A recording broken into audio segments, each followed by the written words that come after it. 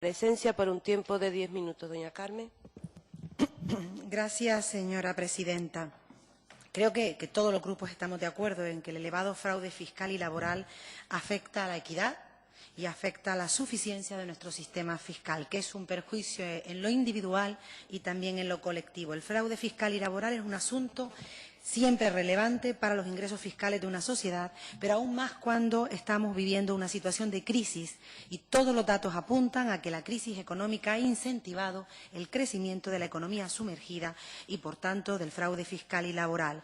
Evidentemente, hablar con datos de una situación irregular nos lleva con rigor a hablar de estimaciones, pero según el estudio del Sindicato de Técnicos del Ministerio de Economía y Hacienda, los datos que se aportan, que usted también los ha aportado, es que España tiene o se sitúa en cuanto a la economía sumergida en un 23,3% frente al 13% de la media europea. Y es importante mirar a Europa cuando decimos que la economía sumergida es un fenómeno extendido en el mundo. Lo es, pero en nuestro entorno sociopolítico, España y Canarias, más aún, tiene una tasa de economía sumergida superior a la media de nuestro entorno. En el caso canario, como ya se ha apuntado, se habla de un 28,7% del PIB canario. Caminar en el sentido contrario a la lucha contra el fraude es lo que ha hecho, desde nuestro punto de vista, el Partido Popular, aprobando la amnistía fiscal para los defraudadores de cuello blanco.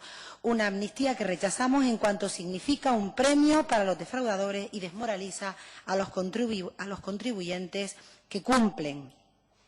No compartimos la opinión de los que dicen que el fraude lo causa o tiene su origen en la alta presión fiscal. Es al contrario, con los datos en la mano. Los ingresos fiscales de España sobre el PIB son del 35,1%, los más bajos de Europa.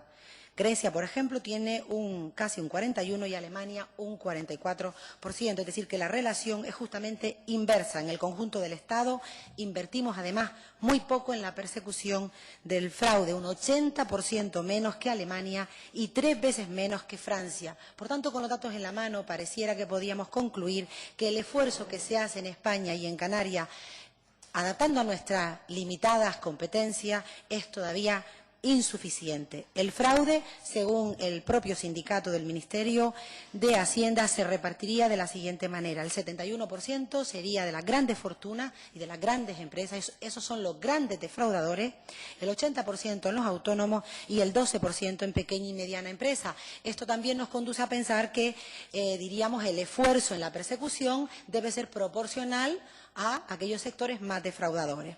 Y para poner ejemplos que a todos nos ayuden a ilustrar lo que significa el fraude, tenemos el caso del anterior presidente de la patronal española, el señor Díaz Ferrán, o el fraude laboral del actual vicepresidente de la COE española con sus pagos a los trabajadores en dinero negro. Y deberíamos insistir más en esto que, como a veces se hace desde ciertas voces y desde ciertas bancadas, en el fraude que pueden realizar algunos trabajadores, especialmente aquellos que, cobrando la prestación por desempleo, por pura subsistencia, tienen que realizar algunos trabajos o cáncamos.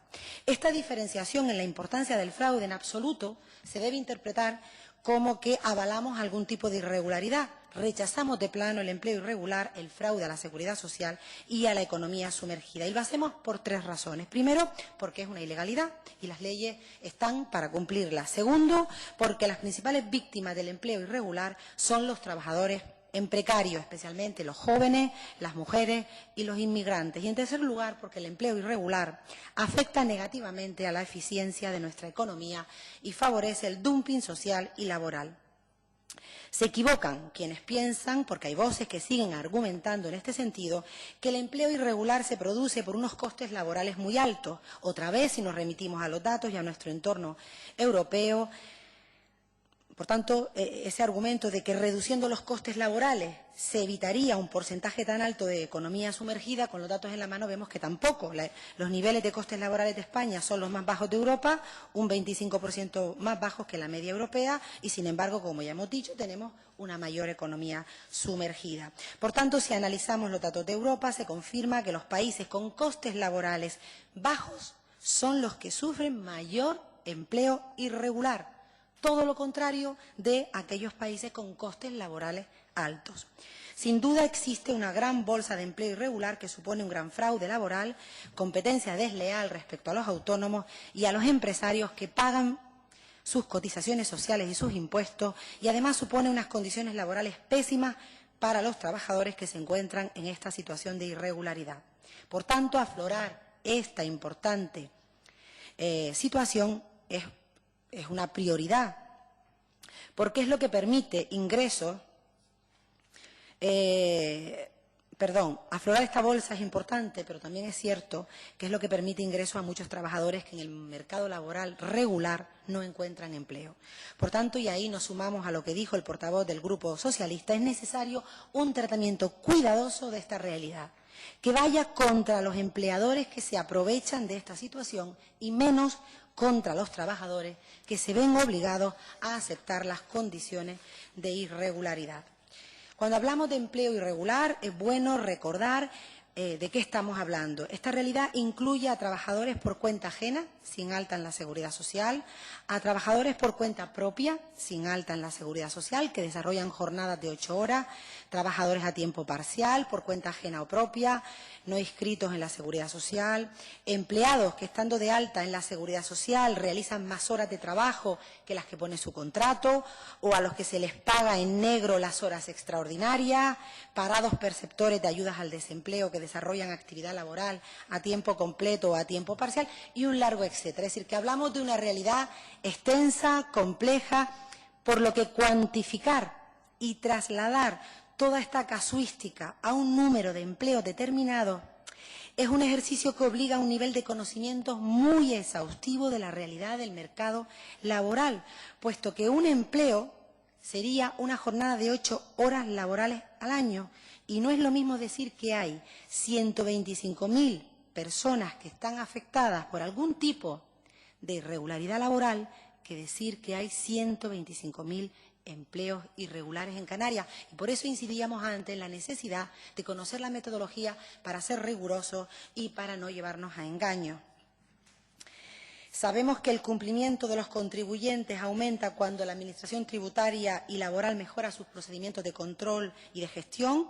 Eso revela la rentabilidad recaudatoria y social y el efecto multiplicador de las inversiones en recursos para la gestión tributaria. Por eso nos pareció, y presentamos una enmienda, escaso el incremento de $500.000 de euros del programa 932A de gestión tributaria de la Consejería de Economía para destinarlo a esta finalidad. Entendíamos que había que incrementarlo. Es verdad que precedíamos o que veníamos de una situación de incremento del ejercicio anterior, pero seguimos pensando que hay que incrementar esta partida. Somos de la opinión que el dinero invertido en perseguir el fraude traerá muchos más ingresos a Canarias y debilitará la tentación de defraudar. Desde el Grupo Mixto presentamos enmiendas en este sentido a los presupuestos canarios, tanto en el 2012 como en el 2013. Nos quedamos bastante solos en esta realidad y fueron rechazadas. En concreto, en los presupuestos del 2013 hemos presentado una enmienda para aumentar en otros 500.000 euros el capítulo 1 de personal a la Inspección de Hacienda con este objetivo. Le planteamos, señora consejera, que sería conveniente que desde su consejería, que ha manifestado una preocupación que saludamos en la persecución del fraude y que anualmente subvenciona a patronales y a sindicatos con esta finalidad, elabore, publicite y presente en este Parlamento un plan de control del fraude laboral similar al plan de control tributario que anualmente publica el Gobierno canario y que además se coordine con él, es decir, que se coordine el plan contra el fraude con el plan de control tributaria, porque creemos que incrementará la eficiencia y la eficacia en la actividad del control de la economía sumergida. Y para acabar, pues yo creo que parece evidente que una actitud comprometida, que una actitud firme, que una actitud valiente contra el fraude laboral debe ir acompañada de unos recursos adecuados en los sistemas de inspección. Ya la OIT recomienda un inspector cada 10.000 personas activas.